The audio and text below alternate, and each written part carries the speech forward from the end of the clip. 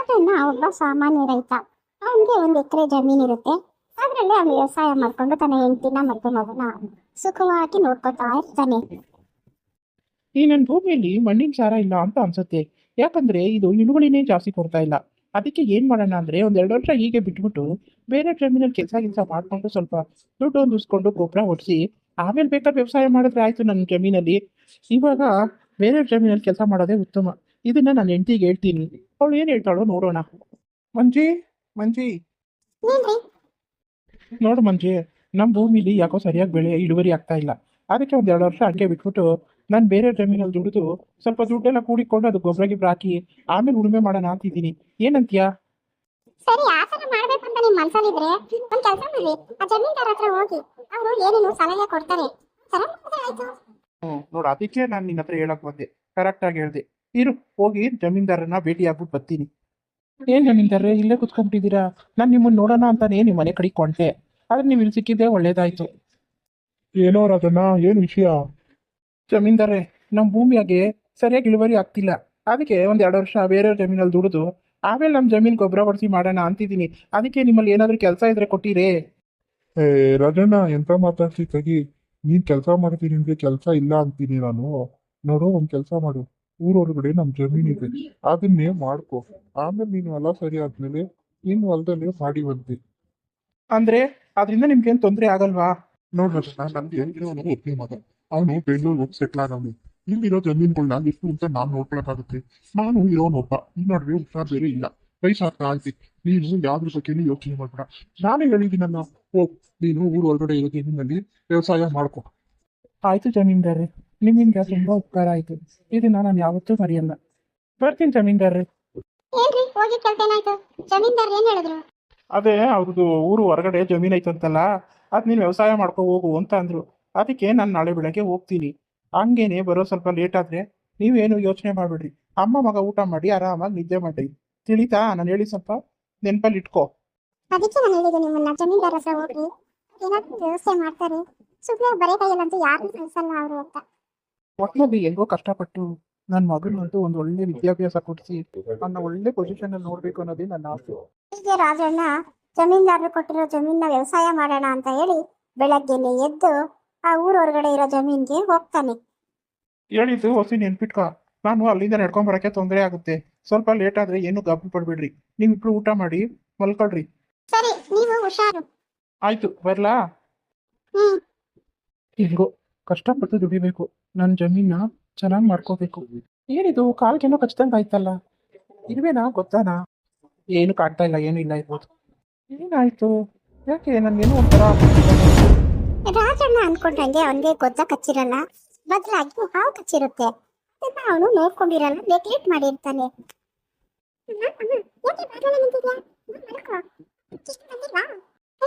ಬೆಳಗ್ಗೆನೆ ಹೇಳ್ಬಿಟ್ಟು ಹೋದ್ರು, ಊರ್ ಹೊರಗಡೆ ಇರೋ ಜಮೀನಲ್ವಾ, ನಡ್ಕೊಂಡ್ ಬರೋದ್ ಲೇಟ್ ಆಗುತ್ತೆ, ನೀನು ನಿನ್ ಮಗ ಊಟ ಮಾಡಿ ಮಲ್ಕೊಳ್ರಿ ಅಂತ. ಆದ್ರೆ ತುಂಬಾ ಹೊತ್ತಾಗೋಯ್ತಲ್ಲ, ಅದಕ್ಕೆ ನನ್ಗೆ ಭಯ ಆಗ್ತಾ ಐತೆ. ಇನ್ನೂ ಬಂದಿಲ್ವಲ್ಲ ಅತ್ತ. ಅಯ್ಯ, ಸರಿಯಪ್ಪ, ನೀನು ಮಲ್ಕೋ. ಹೀಗೆ ರಾತ್ರಿ ಮಂಜಿ ಪಡ್ಕೊಳ್ಸಿ ರೂಮಲ್ಲಿ ಮಲ್ಕೋತಾಳೆ. ಮಗ ಹಾಲಲ್ಲಿ ಮಲ್ಕೊಂತಾನೆ. ಅವ್ರ ಗಂಡ ಮಾತ್ರ ಬರಲ್ಲ. ಬೆಳಗ್ಗೆ ಮಂಜಿ ಎದ್ದು ಈಚೆ ನೋಡ್ತಾಳೆ ಮಂಚದ ಮೇಲೆ, ನನ್ ಗಂಡ ಇದಾನ ಅಂತ. ಆದ್ರೆ ಅವನಲ್ಲೂ ಕಾಣಲ್ಲ. ಅವಳಿಗೆ ಗಾಬರಿ ಆಗುತ್ತೆ. ಗಾಬರಿಯಾಗಿ ಅವಳು ಏನ್ ಮಾಡ್ತಾಳೆ, ಜಮೀನ್ದಾರರ ಮನೆಗೆ ಓಡ್ತಾಳೆ. ಜಮೀನ್ದಾರೆ, ಜಮೀನ್ದಾರೆ. ಓ ಮಂಜಮ್ಮ, ಏನು ಇಷ್ಟು ಬೆಳಗ್ಗೆನೆ ಬಂದ್ಬಿಟ್ಟಿದ್ಯಲ್ಲ ಮನೆ ಹತ್ರ? ಜಮೀನ್ದಾರೆ, ಜಮೀನ್ದಾರೆ, ನಮ್ಮ ಯಜಮಾನ್ರು ನಿನ್ನೆ ಬೆಳಗ್ಗೆ ಹೋಗಿತ್ತು, ಇನ್ನೂ ಬಂದಿಲ್ಲ. ಅದಕ್ಕೆ ಇಲ್ಲೇನಾದ್ರೂ ಮಲಗಿದಾರ ಅಂತ ಕೇಳೋಣ ಅಂತ ಬಂದೆ. ಇಲ್ಲ ಕಣವ್ವ, ಬರ್ಲಿಲ್ಲ. ಹಾ, ಏನವ್ವ ಹೇಳ್ತೀಯಾ? ನಡಿ.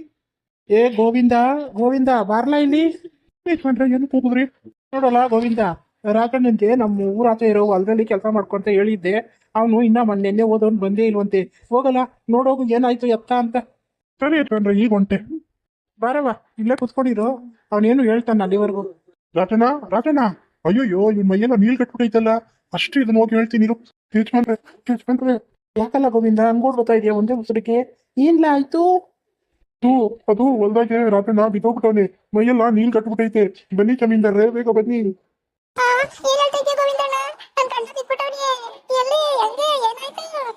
ಮಂಜಮ್ಮ, ಸ್ವಲ್ಪ ಸುಮ್ಮನಿರು. ಏ ಗೋವಿಂದ, ನೀನೊಂದು ಕೆಲಸ ಮಾಡ್ಲಾ? ಹುಡುಗಿ ವೈದ್ಯರನ್ನ ಕರ್ಕೊಂಡು ಹೋಗಿ ಅವ್ನಿಗೆ ಏನಾಗೈತೆ ಅಂತ ಚೆಕ್ ಮಾಡಿಸ್ಲಾ. ನಾನು ಮಂಜಮ್ಮನ ಕರ್ಕೊಂಡ್ ಬರ್ತೀನಿ. ಹೋಗು ಬೀರ್ನ. ಆಯ್ತು ಯಜಮಾನ್ರೆ, ನೀವು ಹೇಳ್ದಂಗೆ ಮಾಡ್ತೀನಿ. ಫಸ್ಟ್ ಹೋಗ್ತೀನಿ. ಬನ್ನಿ ಡಾಕ್ಟ್ರೆ, ಬನ್ನಿ. ನೋಡ್ರಿ, ಇಲ್ಲೇ ಬಿದ್ದೋಗ್ಬಿಟ್ಟವನೆ. ಗೋವಿಂದ, ಮೊದಲು ಅವ್ರನ್ನ ಎತ್ಕೊಂಡು ಆಸ್ಪತ್ರೆಗೆ ನಡಿ. ಬೇಗ. ಏನು ಹೇಳ್ತಾ ಇದ್ದೀರಾ ಡಾಕ್ಟ್ರೇ ನೀವು? ನೋಡಿ ಜಮೀನ್ದಾರೆ, ಅವನಿಗೆ ಹಾವು ಕಚ್ಬಿಟ್ಟೈತೆ. ಆ ವಿಷ ಮೈಯೆಲ್ಲ ಏರ್ಬಿಟ್ಟೈತೆ. ನಾನು ಆದಷ್ಟು ಮೆಡಿಸಿನ್ ಕೊಟ್ಟು ಅದನ್ನ ಕಮ್ಮಿ ಆಗೋ ಥರ ಮಾಡಿದ್ದೀನಿ. ಆದರೂ ಅಯ್ಯಪ್ಪ ಕೋಮಾಗ ಹೋಗ್ಬಿಟ್ಟಿದ್ದಾನೆ. ಅದಕ್ಕೆ ಮನೆ ಕರ್ಕೊಂಡೋಗಿ ನಾನು ಕೆಲವು ಮೆಡಿಸಿನ್ ಬರ್ಕೊಡ್ತೀನಿ. ಅವುಗಳನ್ನ ಟೈಮ್ ಟು ಟೈಮ್ ಕೊಟ್ಟರೆ ಗುಣ ಆಗ್ಬೋದು ನಿಧಾನಕ್ಕೆ. ಸರಿ ಡಾಕ್ಟ್ರೇ, ಹಾಗೆ ಮಾಡ್ತೀನಿ. ಮೆಡಿಸಿನ್ ಮಾತ್ರ ತಪ್ಪಿಸ್ಬೇಡಿ, ಟೈಮ್ ಟು ಟೈಮ್ ಕರೆಕ್ಟಾಗಿ ಕೊಡಿ. ನೋಡಿ ಮಂಜಮ್ಮ, ನಾನು ಇವನು ಹುಷಾರಾಗ ಗಂಟ ತಿಂಗಳು ಏನು ಖರ್ಚಾಗುತ್ತೋ ಅದು ಕೊಡ್ತೀನಿ. ಅವನು ಮಾತ್ರ ಮೆಡಿಸಿನ್ ಯಾವುದೇ ಕಾರಣಕ್ಕೂ ತಪ್ಪಿಸ್ದಂಗೆ ಕರೆಕ್ಟಾಗಿ ಡಾಕ್ಟ್ರ್ ಹೇಳ್ದಂಗೆ ಕೊಡು. ಹೀಗೆ ಜಮೀನ್ದಾರರು ಮಾತು ಕೊಟ್ಟು ತರ ತಿಂಗಳ ಅವ್ರಿಗೆ ಏನ್ ಮನೆ ಖರ್ಚಿರುತ್ತೋ ಅದನ್ನ ಕೊಡ್ತಾ ಇರ್ತಾರೆ. ಆದ್ರೂ ಮಂಜಮ್ಮನಿಗೆ ಎಷ್ಟು ದಿವಸ ಅಂತ ಬೇರೆಯವ್ರ ಹತ್ರ ಕಾಸು ಇಸ್ಕೊಳ್ಳೋದು? ಅವಳು ಮೊದಲೇ ಸ್ವಾಭಿಮಾನಿ ಹೆಣ್ಣು. ಇಲ್ಲ, ನಾನೇನಾದ್ರೂ ಮಾಡ್ಬೇಕು, ಈ ತರ ಇನ್ನೊಬ್ರ ಹತ್ರ ಕೈ ಚಾಚಬಾರ್ದು ಅಂತ ಹೇಳಿ ಒಂದ್ ತೀರ್ಮಾನ ತಗೊಂಡು ಜಮೀನ್ದಾರರ ಮನೆಗೆ ಹೋಗ್ತಾಳೆ. ಮಂಜಮ್ಮ, ಬೆಳಗ್ಗೆನೆ ಬಂದ್ಬಿಟ್ಟಿದ್ಯಾ? ಏನಾಗಬೇಕಾಗಿತ್ತು ನನ್ನಿಂದ? ಯಜಮಾನ್ರೆ, ನಾನು ಕೇಳ್ತೀನಿ ಅಂತ ಬೇಜಾರು ಮಾಡ್ಕೊಂಬೇಡಿ. ನಮ್ಮ ಯಜಮಾನ್ರೆ ಕೊಟ್ಟಿದ್ರಲ್ಲ ಆ ಭೂಮಿನ ನನಗೆ ಕೊಡಿ. ನಾನೇ ವ್ಯವಸಾಯ ಮಾಡ್ಕೊಂಡು ಸ್ವಾವಲಂಬಿಯಾಗಿ ಬದುಕ್ತೀನಿ. ನನ್ನ ಮನಸ್ಸಿಗೆ ಯಾಕೋ ನಿಮ್ಮ ಹತ್ರ ದುಡ್ಡು ಇಸ್ಕೊಳ್ಳೋದು ಇಷ್ಟ ಆಗ್ತಾ ಇಲ್ಲ. ನನ್ನ ಮಗನ್ ಬೇರೆ ಚೆನ್ನಾಗಿ ಓದಿಸ್ಬೇಕು ಅಂತ ತಿಳ್ಕೊಂಡಿದ್ದೀನಿ. ದಿನಕ್ಕೆ ಖರ್ಚು ಜಾಸ್ತಿ ಆಗ್ತಾ ಇದೆ. ಅದಕ್ಕೆ ನಾನು ಒಂದೆರಡು ಕಾಸು ದುಡ್ಡಿಯೋಣ ಅಂತ. ನೋಡು ಮಂಜಮ್ಮ, ನಿಂಗೆ ಎಷ್ಟು ಹೇಳಿದ್ರು ಕೇಳೋಕ್ಕಿಲ್ಲ. ನಾನು ಏನು ಮಾಡಲಿ? ನೋಡು, ನೀನು ಒಂದು ಕೆಲಸ ಮಾಡು. ಆ ಊರು ಹೊರಗಡೆ ಇರೋ ಜಮೀನು ಬೇಡ. ಇಲ್ಲೇ ನಿಮ್ಮ ಮನೆ ಪಕ್ಕದಲ್ಲೇ ನಂದೊಂದು ಚಿಕ್ಕ ಜಮೀನಿದೆ. ಅದು ಅಷ್ಟು ದೊಡ್ಡದಲ್ಲ, ಆದ್ರೂ ಚಿಕ್ಕದು. ಅದನ್ನ ನೀನು ಮಾಡ್ಕೊ. ನಿನ್ ಗಂಡನು ನೋಡ್ಕೊಂಡಂಗಾಗ್ತೈತೆ, ಆ ಜಮೀನು ಮಾಡೋದಂಗಾಗುತ್ತೆ. ಏನಂತೀಯಾ? ಅಷ್ಟು ಮಾಡಿ ಪುಣ್ಯ ಕಟ್ಕೊಳ್ಳಿ ಜಮೀನ್ದಾರ್ರೆ. ನನಗೂ ಅದೇ ಬೇಕಾಗಿತ್ತು. ಇವಾಗ ಇನ್ನ ಹತ್ರನೇ ಆಗಿತ್ತು ಅಂದ್ರೆ ಮಿಕ್ಕಿ ಸಮಯದಲ್ಲಿ ಇನ್ನೊಂದ್ 2 ಮನೆ ಯಾರಾದ್ರೂ ಮನೆ ಕೆಲಸ ಮಾಡಿದ್ರೆ ಆಗೋಗುತ್ತೆ ನನ್ನ ಜೀವನ. ಸರಿ, ನಾನು ಇನ್ನ ಬರ್ಲೆ? ಸರಿ ಅಮ್ಮ, ನಿನ್ನ ಇಷ್ಟ. ಪರವಾಗಿಲ್ಲ, ಎಲ್ಲ ಕೆಲಸ ಆಯ್ತು. ನಂದು ಬೀಜನು ಹಾಕಿದ್ದೀನಿ. ಇನ್ ಮುಂದೆ ನೋಡೋಣ. ಒಂದ್ ಸ್ವಲ್ಪ ದುಡ್ಡು ಬೇಕಾಗಿತ್ತು. ನನ್ನ ಮಗನ ಸ್ಕೂಲ್ಗೆ ಅಡ್ಮಿಷನ್ ಮಾಡ್ಬೇಕಾಗಿತ್ತು. ಸರಿ, ಕೆಲಸ ಮುಗಿಸ್ಕೊಂಡು ಹೋಗುವಾಗ ಇಸ್ಕೊಂಡು ಹೋಗು. ನೋಡ್ ಮಗ, ನೀನ್ ಇವಾಗ ಚೆನ್ನಾಗಿ ಓದಿದ್ರೇನೆ ಮುಂದಕ್ಕೆ ದೊಡ್ಡ ಆಫೀಸರ್ ಆಗೋದು, ತಿಳಿತಾ? ಹ್ಞೂ ಅಮ್ಮ, ನಿನ್ ಕಷ್ಟ ಎಲ್ಲ ನೋಡ್ತಾ ಇದೀನಲ್ಲ, ನಾನು ಚೆನ್ನಾಗಿ ಬರ್ತೀನಿ. ನೀನು ಆರಾಮಾಗಿರು. ಮತ್ತೆ ನಾನು ದೊಡ್ಡವನಾಗಿ ನಿನ್ನ ರಾಣಿ ತರ ನೋಡ್ಕೊಂತೀನಿ, ಆಯ್ತಾ ಅಮ್ಮ?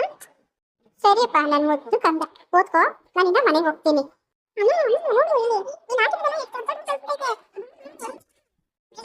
ಅಲ್ಲೆಲ್ಲ ಓಡಾಡ್ಬಿಡ, ಎಲ್ಲ ಹಾಳಾಗುತ್ತೆ ಆಮೇಲೆ.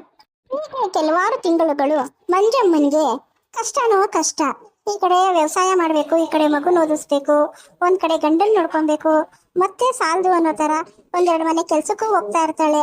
ಅವ್ರಿಗೆ ಅಡಿಗೆ ಕೆಲಸ ಅಂತೆ, ಬೇರೆ ಕೆಲಸದಲ್ಲೆಲ್ಲ ಸಹಾಯ ಮಾಡಿ ಅದರಿಂದಲೂ ದುಡ್ಡು ತಗೊಂಡು ಜೀವನ ನಡೆಸ್ತಾ ಇರ್ತಾಳೆ. ಅವಳ ಕಷ್ಟ ನೋಡೋಕ್ಕಾಗದೆ ಭಗವಂತ ಒಂದು ದಿನ ಅವ್ರ ಗಂಡನ್ಗೆ ಮಂಜು, ಮಂಜಿ. ಏನ್ರಿ ಏನು? ಅಯ್ಯೋ ದೇವ್ರೆ, ನನ್ನ ಗಂಡನ್ಗೆ ಜ್ಞಾಪಕ ಬರ್ತಾಯ್ತು. ನನಗೆ ಹೋಗುದ್ರಾ? ಇಲ್ಲೋಡ್ರಿ, ನೋಡ್ರಿ ಇಲ್ಲಿ ನಾನು ನಿಮ್ಮ ಅಜ್ಜಿ. ಹೂನೇ, ನಾನೇ ಹೋಗಿದ್ದು. ಹೆಂಗಿದ್ಯಾ? ಅಯ್ಯೋ, ನಂದೇನಾಗಿದೆ, ನಾನ್ ಚೆನ್ನಾಗಿದ್ದೀನಿ. ಇರ್ರಿ. ಹೆಂಗೋ ಮಂಜಿ, ನೀನ್ ಕಷ್ಟಪಟ್ಟು ನನ್ನ ಮಗಿನ ಚೆನ್ನಾಗಿ ಓದಿಸ್ಬಿಟ್ಟು ನನ್ನ ಆಸೆ ನೆರವೇರಿಸ್ಬಿಟ್ಟೆ ಕಣೆ. ಇವತ್ತು ಅವನು ದೊಡ್ಡ ಪೋಸ್ಟ್ ತಗೊಂಡು ಮನೆಗೆ ಬರ್ತಾವನೆ ಅಂದ್ರೆ ಅದಕ್ಕೆಲ್ಲ ಕಾರಣ ನೀನೇನೆ ಮಂಜಿ. ಆ ತರ ಏನಿಲ್ಲ, ಸುಮ್ಮನಿರ್ರಿ. ನೀವುನು ದುಡ್ದಿದ್ದೀರಾ, ನೀವಿಂದೆ ನಾನಿಲ್ಲ. ಈ ಮಂಜಿ, ನನ್ ಮಂಜಿ. ಅಪ್ಪ ಅಮ್ಮ, ಏನು ಆರಾಮಾಗಿ ಕುತ್ಕೊಂಡು ಮಾತಾಡ್ತಾ ಇದ್ದೀರಾ? ಮಗ ಬರ್ತಾನೆ ಅನ್ನೋ ಸಡಗರ ಸಂತೋಷ ಏನಿಲ್ವಲ್ಲ? ನಿಮ್ಮ ಅಪ್ಪನಿಗೆ ಏನ್ ಕೆಲಸ? ನನ್ನ ಹೊಗಳ್ತಾ ಇರ್ತಾರೆ ಟೈಮ್ ಸಿಕ್ದಾಗೆಲ್ಲ. ಮಗ, ಇವತ್ತು ನೀನು ಇಷ್ಟು ದೊಡ್ಡ ಆಫೀಸರ್ ಆಗೋ ಕಾರಣ ನಿನ್ನ ಅಮ್ಮನೇ ಅಲ್ವೇನೋ? ಅದ್ರಲ್ಲಿ ಹೊಗಳಿಕೆ ಗಿಗಳಿಕೆ ಏನಾಯ್ತು? ಅವಳು ಮಾಡಿರೋದನ್ನೇ ತಾನೇ ನಾನು ಹೇಳ್ತಾ ಇದ್ದೀನಿ. ಅದೇನೋ ಅಪ್ಪ, ನನಗಂತೂ ಗೊತ್ತಿಲ್ಲ. ನನಗಂತೂ ನೀವಿಬ್ರು ತುಂಬಾ ಮುಖ್ಯ.